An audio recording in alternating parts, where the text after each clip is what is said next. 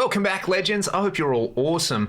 Today we're going to do an episode of Great or Garbage with a little bit of a difference. This is my number one gigging guitar. It's a stock SC245 from 2008.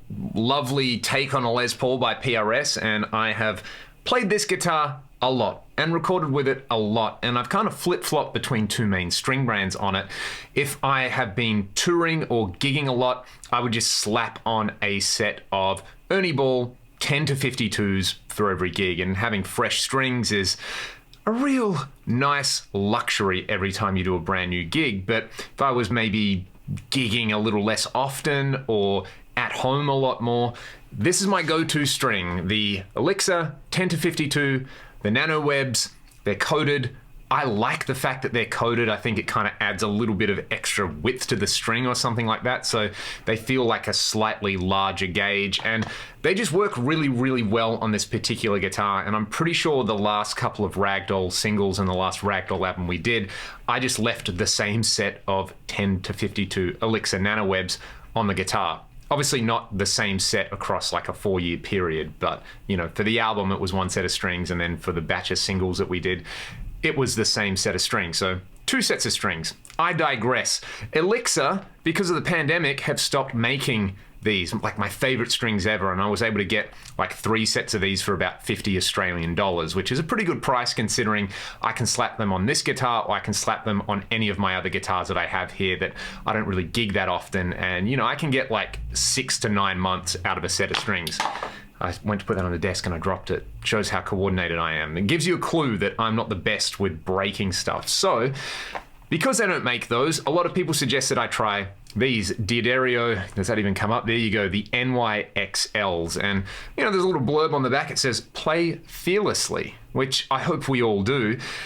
NYXL strings will bend further, sing louder, and stay in tune better than any guitar string ever made. So, you know, some kind of brash, audacious statements there. What I'm going to do is take the strings off this guitar. I'm going to slap these on, and it's not going to be one of these, oh my God, I have new strings on my guitar. Everything sounds so much better. I'll put them on. I'll tell you what they feel like set up fresh, and then I'm going to do 2 gigs this week with them, and we'll check back in. And thanks to the magic of television, you don't have to wait that long. I'll just kind of cut it. So the first bit is going to be me putting on the fresh strings. I'll let you know my first impressions, and then I'll go do some gigs with them, and I'll let you know what I think about that at the end of the video.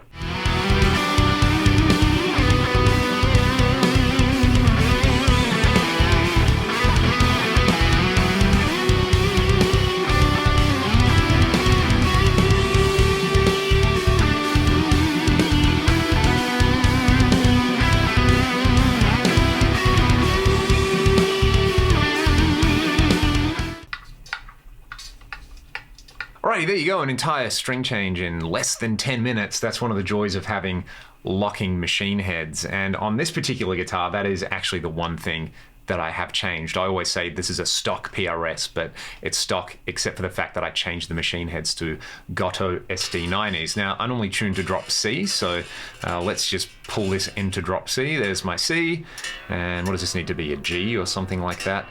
You don't all have to watch this part.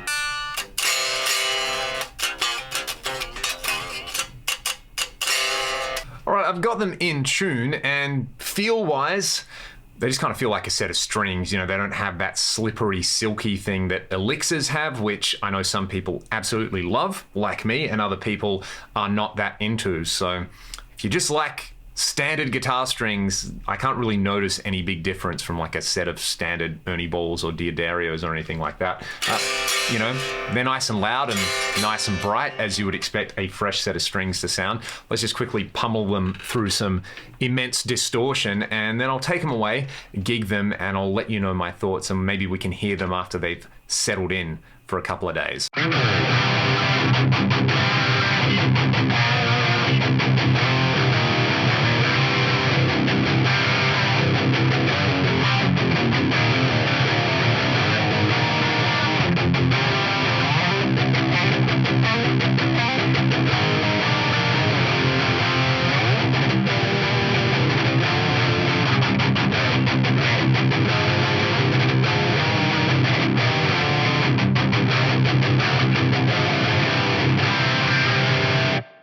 They are definitely bright and mid-focus. So again, subtle little things with strings, but I think for people who like kind of drop tunings and stuff like that, I can immediately see why these are popular, because they're giving you a little bit of that kind of mid-focus back that maybe you're losing when you're detuning a standard string or something like that. But yeah, let's use the magic of television to fast forward to the future now. And thanks to the magic of television, the gigs are done, and now I can tell you how I feel about the strings. Both shows went pretty well, especially the Friday night. That was an hour-long, all-original headline show, and because we're coming into summer here in Australia, it was hot and sticky and kind of gross, but that is part of the fun when you're playing rock music.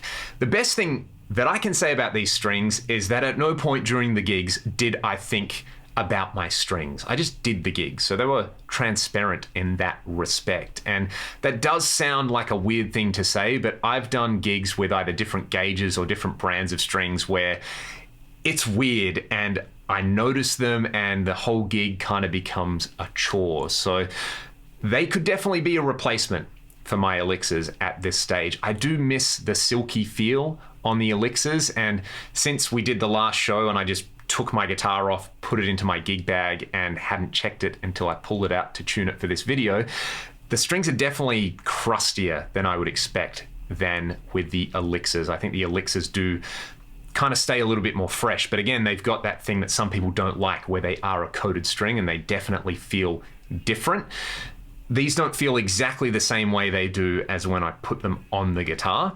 They, I think, have just got a little bit kind of gunkier and crustier like a normal string would, but having said that, they're staying in tune really well and they don't have that like rusted, too old kind of tone about them. You know, if you just hear them unplugged, they're still really nice and bright. I think they've retained the tone, which, you know, they kind of claim to do on there. And yeah, with a buttload of distortion, it still sounds really good.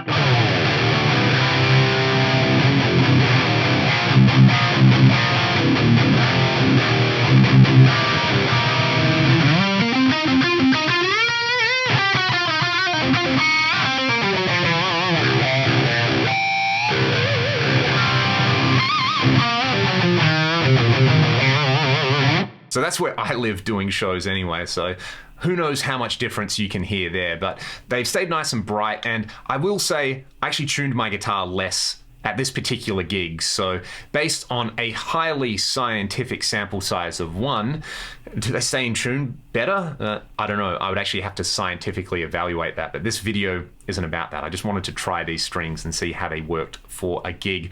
I did notice that with the Elixirs, maybe there's something to do with just the coating, or maybe more likely it was just down to the fact that, you know, I was jumping around like a moron and your right hand and all your kind of calibration goes off compared to when you're sitting down. But there were certain pinch harmonics that I do that either leapt out a little bit more or they were a little bit more suppressed. And maybe that's a string set by string set thing as well. So they're just little things that I noticed with this particular set of NYXLs.